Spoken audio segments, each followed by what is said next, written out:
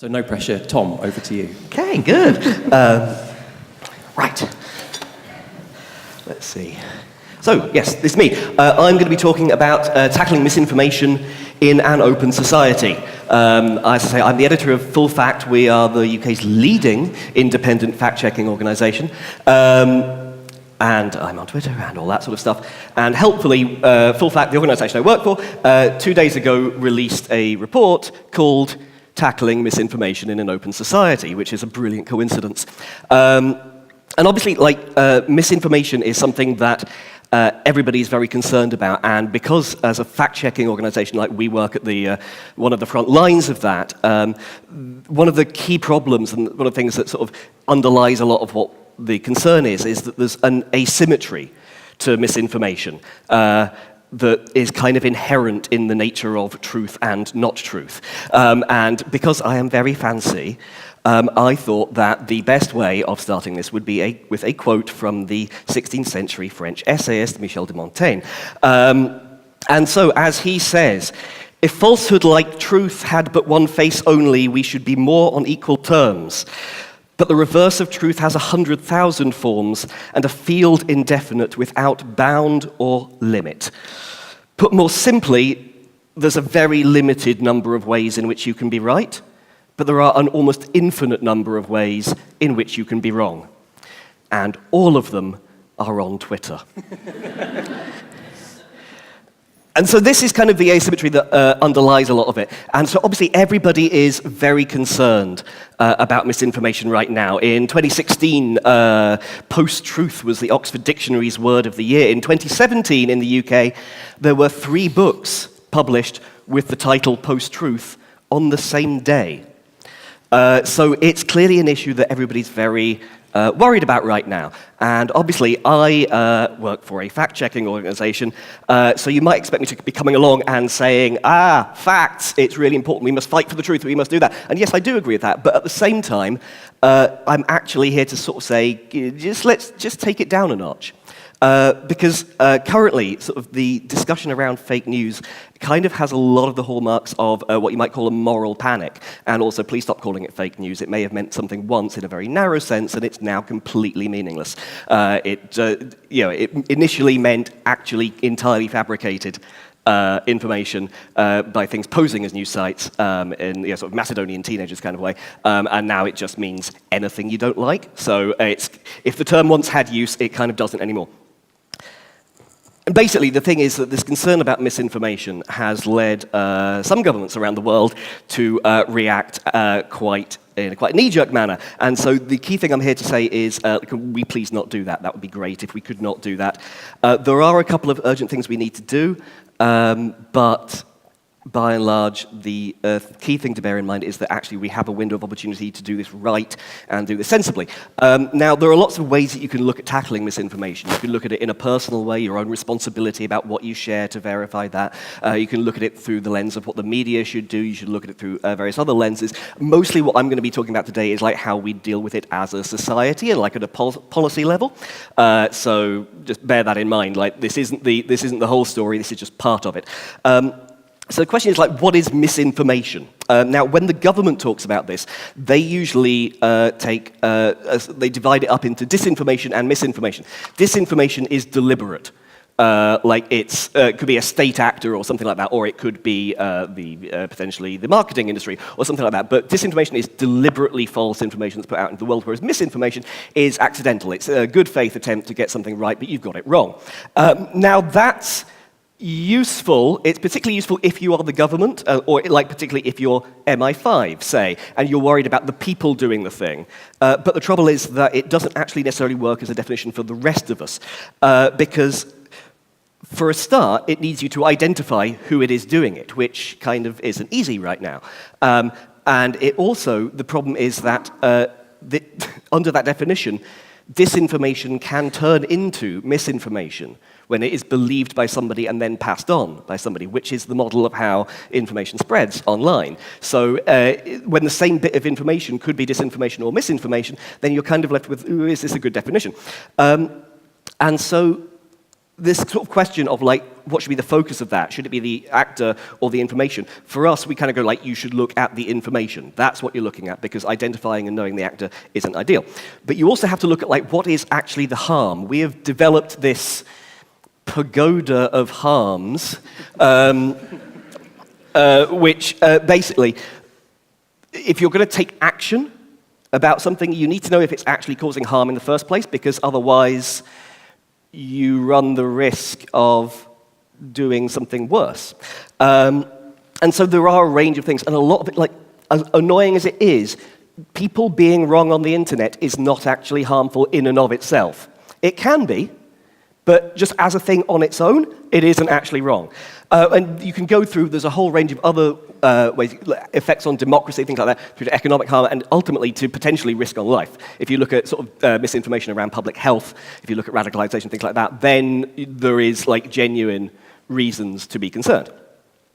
But the key thing is that there are also real dangers to overreaction, and this is kind of like, this is the key slide. Like, obviously, there is a huge danger to free speech. If you're trying to intervene on misinformation, especially online, then there is a clear danger that you're going to stop people saying things that they should and do have a right to say.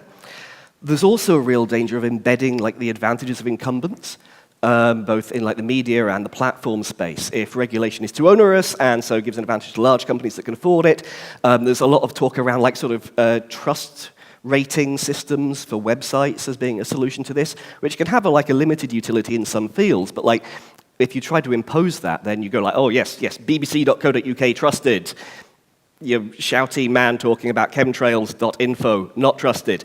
That seems fine, but it really does embed an incumbent advantage. It basically is going like, what is your brand reputation now? That's locked in, it's regulated for. That's not ideal. And so there is, basically, there is a concern that, like, we might regulate this badly, and that's a really... Also, setting a bad example, we may do things with good intentions over here, but, like, dictators in other countries go like, oh, well, look, they're regulating the internet, they're saying what you can and can't say online, so can we. And also, obviously, focusing just on the internet kind of misses that there's lots of other sources of misinformation in our society. So just as an example, some other things other countries have done. So criminalize the creation and distribution of misinformation. That's the thing that's happened in places. Punish journalists for creating and spreading misinformation. India did that and then dropped it about 3 days later because it was really unpopular. Criminalizing the use of bots around politics. Giving authorities powers to block or remove content and decide on what is false. Not ideal. I think we can probably agree. So basically, the main lesson from this is, please don't panic. There are things we can do and there are things we need to do, but overreaction is possibly more dangerous than anything else. But you should panic a little bit. The main issue that we think is around election law, which is currently fairly out of date and in a way that's quite dangerous, especially around political advertising. Who pays for it, who's it being targeted to, we need better information about this. And also the imprint rule, which is the little thing when you get a leaflet through, says, printed by, distributed by, on behalf of, in tiny little letters at the bottom. That only applies to printed material. It doesn't apply to the online world, and they should match those up.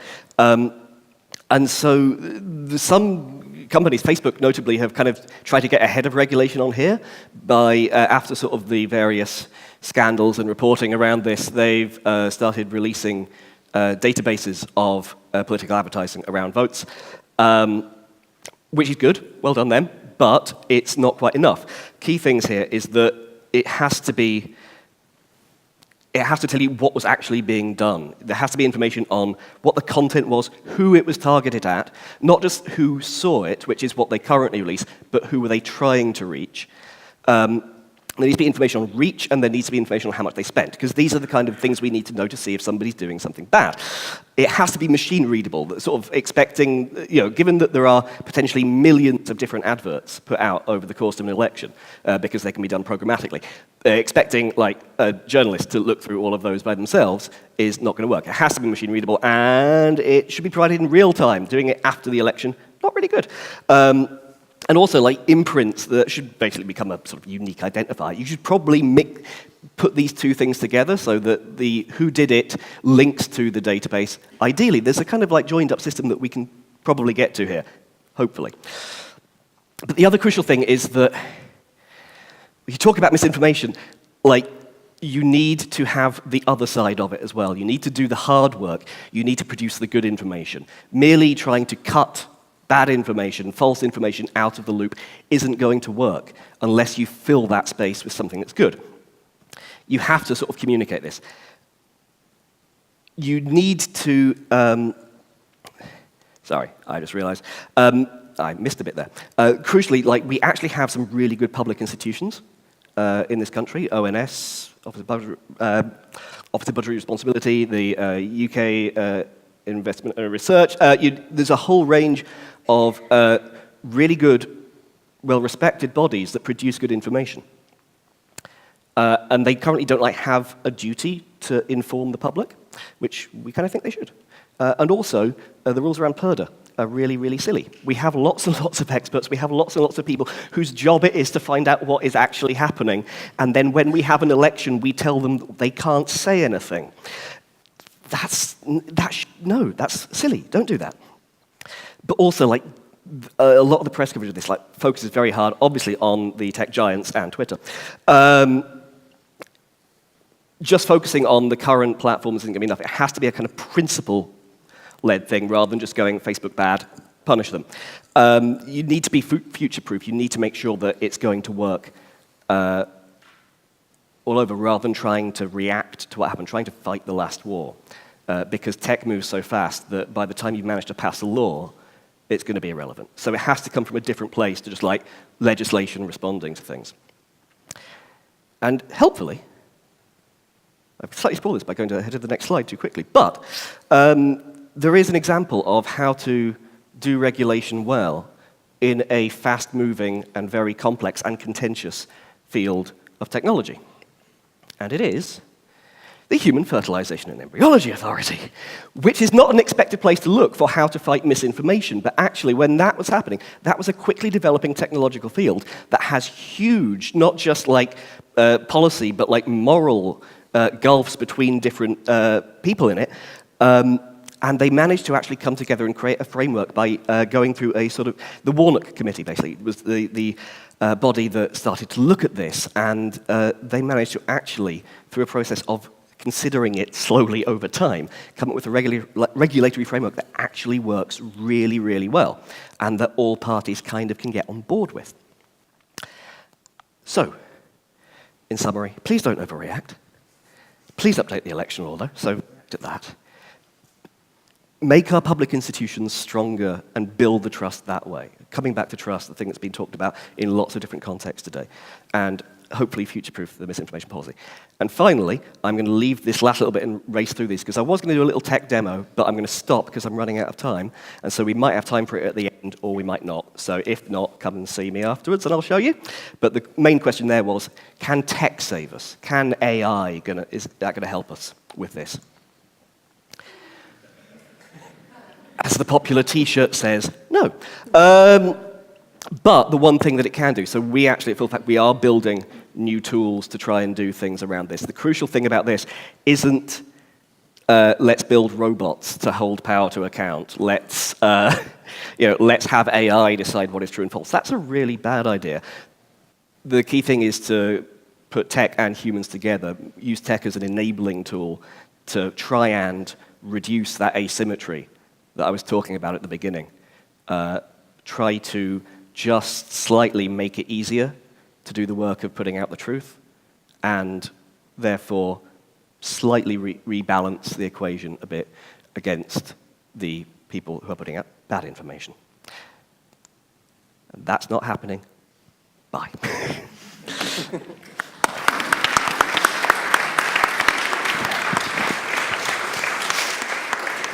Thank you very much, Tom. That clock's really scary. It is. It's frightening. I'm sorry. It's just like 2 minutes all of it. Oh, yeah. Go quite fast. But you've got a lot of content in there. Thank you very much. Let me just backtrack a little bit. Yeah. You work for a fact-checking organisation. Yes. Are you kind of making recommendations about how to fact-check, or do you actually do fact checking? We do the fact checking. So things politicians say, things that are in the media, things that are going viral online. Basically, if lots of people have seen or heard it, if it's important, if it actually, if it ticks the box of like this might actually do some damage or do that, then yes, we fact check it, try and find the truth behind it and publish that. And also try and, if it's like a politician or a newspaper or something like that, get them to try and correct it if it's wrong. Yeah. And is that a 100% human process at the moment? That is predominantly a human process. So some of the little tools we've built help us. So like there are various things you can do to try and identify, is that a claim there? So there are things we're building currently that do that, but it's very much feeding into the human fact checkers just to basically go like, you might want to check this out. Yeah. Oh, there's a thing. It's not doing any attempt to sort of like set it loose in the wild and have it, have a robot marching around telling politicians that they're lying. That's really interesting. Because that would be bad. That seems like a really sensible proposition to me because it's decision support at that point, rather than trying to. Excellent. I love the pagoda of risk.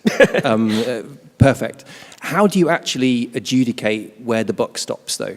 Well, there's knock-on effects. So an advert might seem ridiculous, but it might be the nudge that changes a vote that leads to whatever. And yeah, I mean, this is a big question, and to be clear, like that's a framework for discussion. It's not that we're going to claim that everything goes into one of those boxes. It's a way of thinking about this, largely to feed into sort of the policy question of what we do. But yeah, the question of like how you adjudicate those knock-on effects. I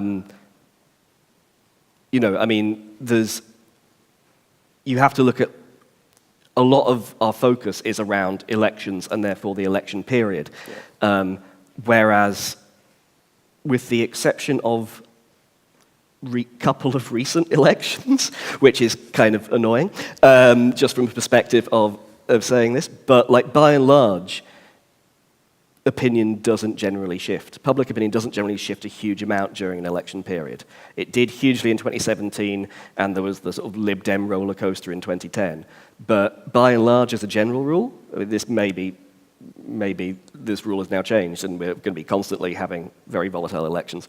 But as a general rule, the dial doesn't move a huge amount. So there's often a lot of focus on election periods, but actually, how do you disentangle what happens during those from what's happened in the previous, 4 years and 9 months, and what the cumulative effect of things that your uncle shared on Facebook, things that were on the front page of the newspaper, things politicians said.